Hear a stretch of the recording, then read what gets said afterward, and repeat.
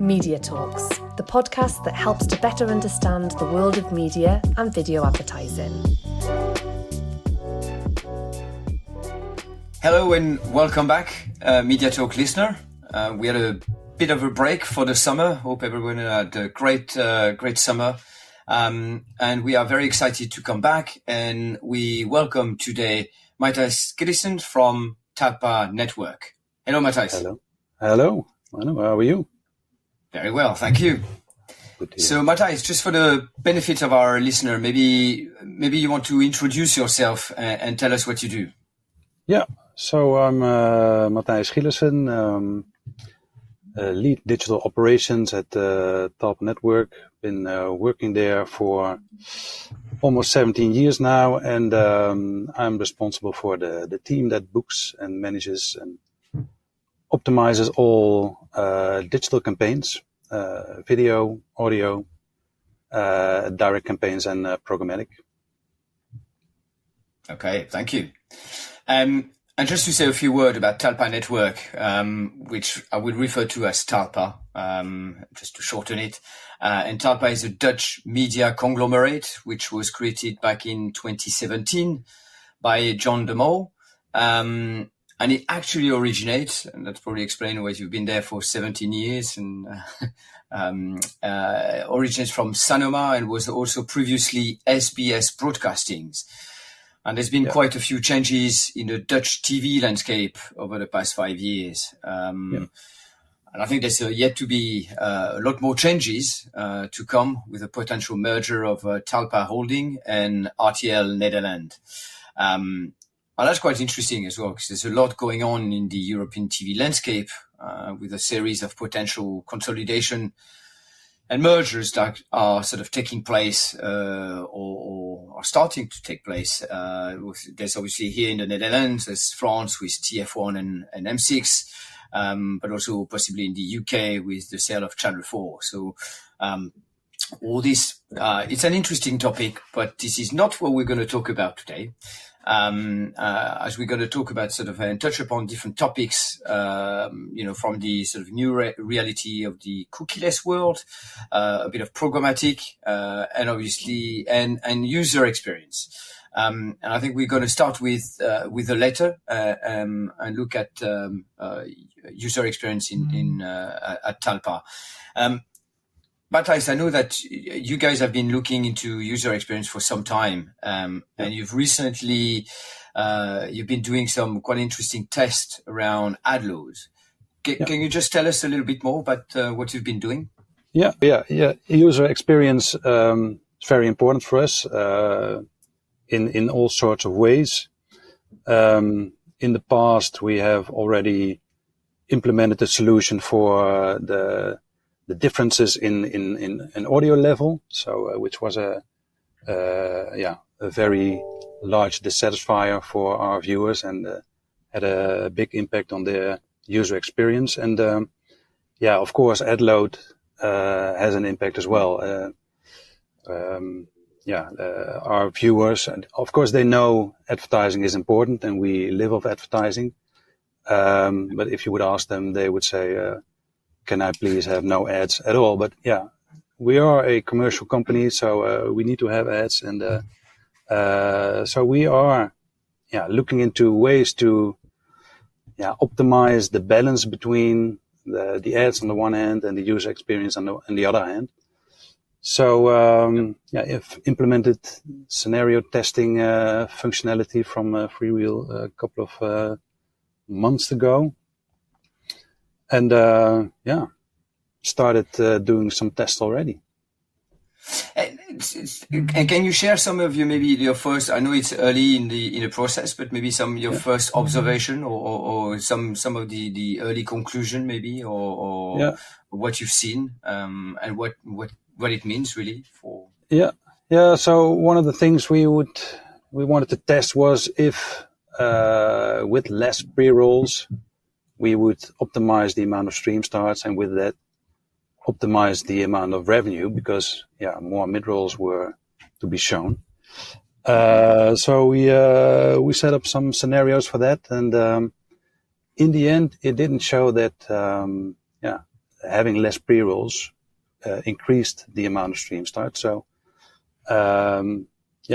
that actually then more or less confirmed that the policy we had or have is correct. And we also did some tests on removing post.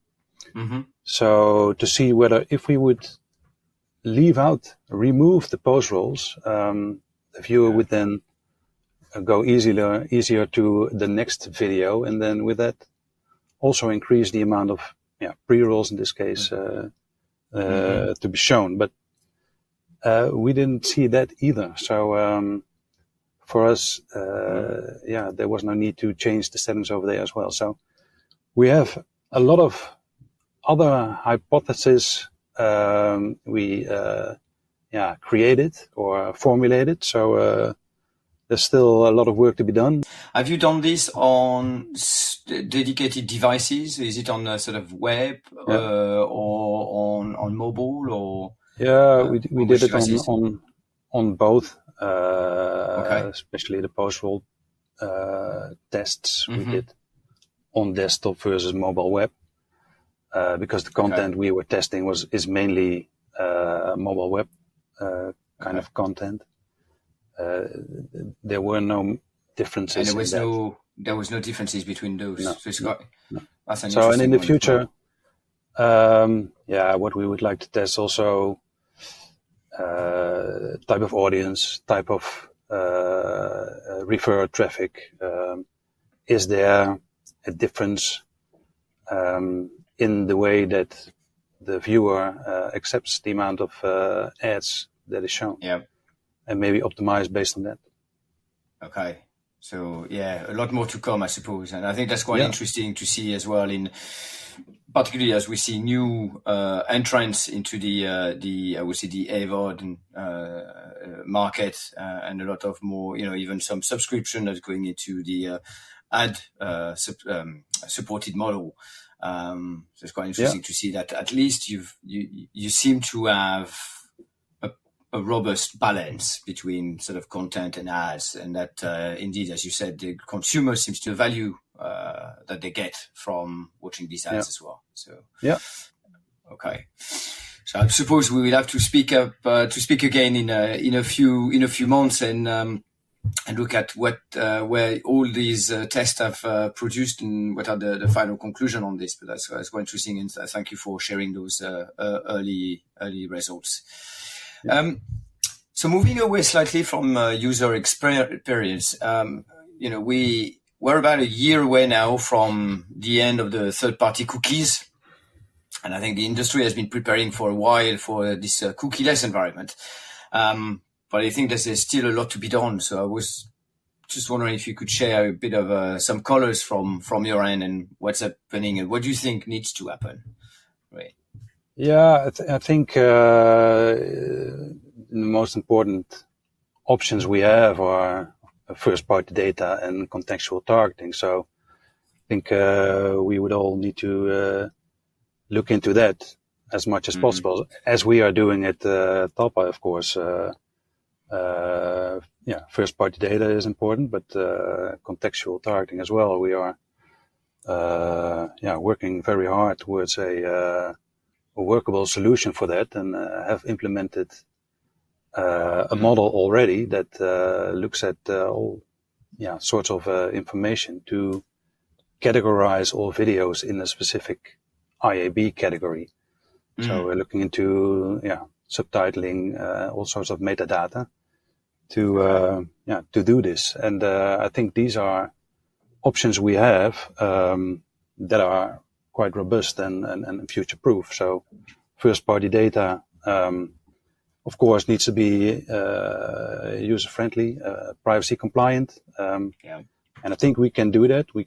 There are still ways to have enough of this in the future. And for all non-consented cookieless traffic, contextual will be a perfect solution where we can offer videos about cars to our automotive advertisers, or sport videos to sport brands. So I think there will be, this will be an important answer to the question, the matter we have. And do you feel that so you seem to be in some ways ready? You've done some hard work in the background, and do you feel that the buy side is kind of ready, the agencies and advertisers, or is there still some discrepancies there? And do you think that will affect trading in general and programmatic trading in more specifically? Yeah, I think the products we are implementing could be used programmatically as well. But of course, the buy side always wants their own data, and that will be hard, difficult, or impossible, so to say. So the question is, can this still be done, or should we come to terms with the fact that it is impossible? Or of course, there are some alternatives like identity management tools, maybe data clean rooms. But if they really offer the same scale in data and the same scale of user information, that remains to be seen. And I think also a huge problem is the lack of standardization in this aspect. Of course, the different companies in this area are working towards that very much to get an agnostic solution, so to say, so that it doesn't matter if you're using product X to buy with publisher Y, but you can use your product, your solution to buy with all possible publishers because of the fact that they have standardized the way it works. So I think that is important, and that needs to be done to have an alternative for what we are having now. And you were saying that it's kind of impossible, to share, to use the sort of buy side first party data. Why do you think that is? If there's no cookie information, if there's no consent, because also the fact that IAB is under investigation, so to say, or needs to show some new plans in which they are more compliant in the way they handle user information. In these new ways, there will be less consented traffic. So if there's less consent, less cookie information, the amount of the base of data usage is gone, I guess. So then alternatives need to be used to get close to what we are having right now. But on the other hand, there's a reason, of course, the cookie is disappearing. So if they are really answers, we need to find out. And the cookie will disappear. I mean, that's a kind of that's a reality that now we have to face. Exactly. That's the way it's going to be. And I suppose we have to wait as well what what happened with the IAB and TCF and consent. This is still being investigated. We have to wait until the final hearing. So we'll see.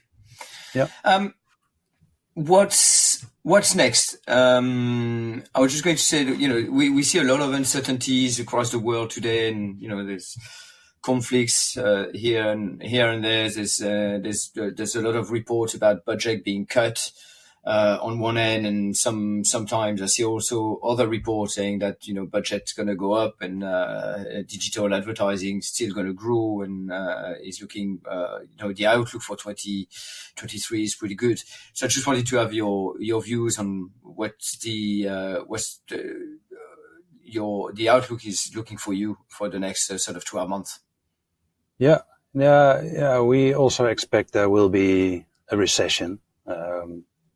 Could be Q4 already, or maybe Q1. But yeah, everything points in that direction. So we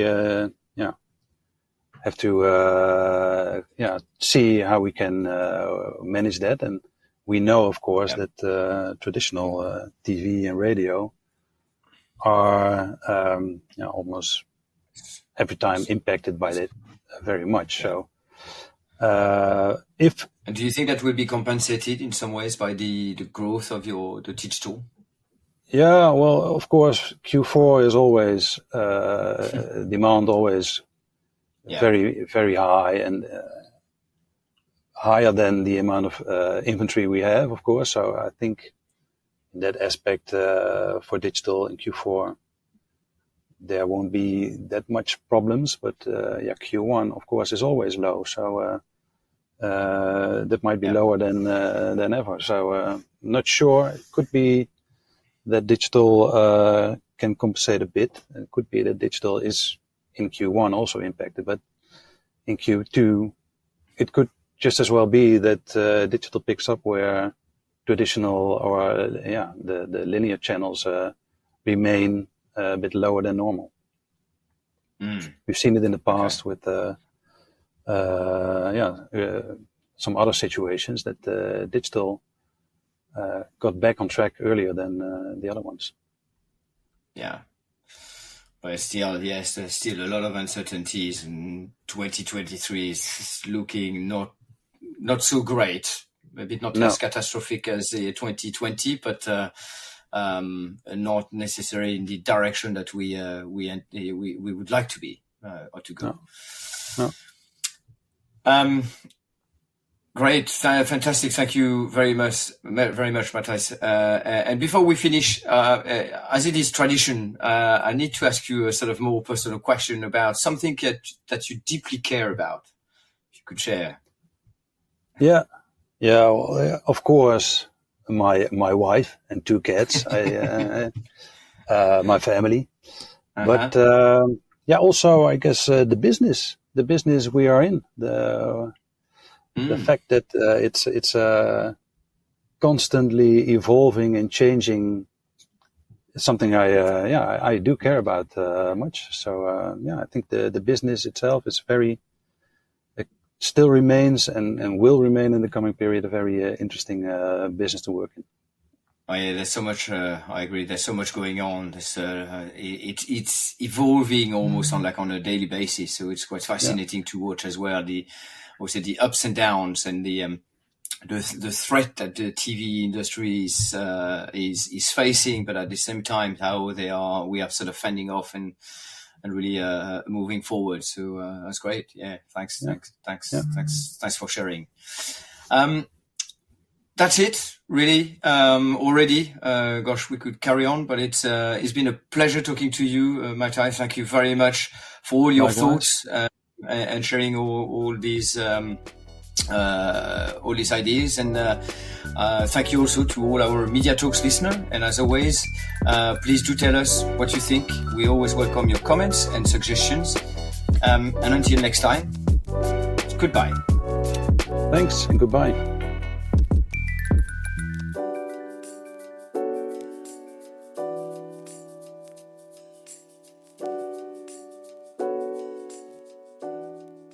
Media Talks, the podcast that helps to better understand the world of media and video advertising.